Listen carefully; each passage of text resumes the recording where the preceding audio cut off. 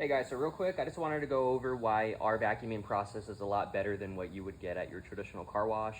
Usually you'll have a vacuum in what we typically call a crevice tool, and it sucks up all the dirt on the top layer. But what happens with carpets that have a lot of soil like this mat, this is coming from the driver floorboard. I'm going to take our Tornador and I'm going to blow into the carpet, and this is one of the processes that we do whenever we start prepping your interior for our steam clean and shampoo. It's always important to make sure that you remove as much soil as possible. Okay, so now that we have the carpet blown out, we can ensure that there's probably very minimal soil left.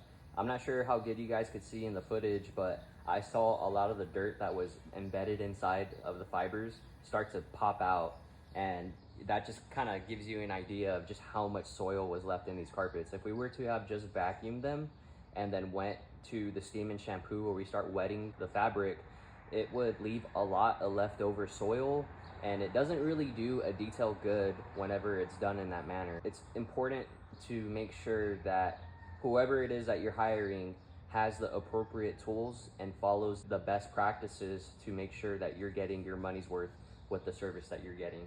This is going to be our fresh start detail, and depending on your situation, it could always entail for us to do something a little more aggressive or something less aggressive.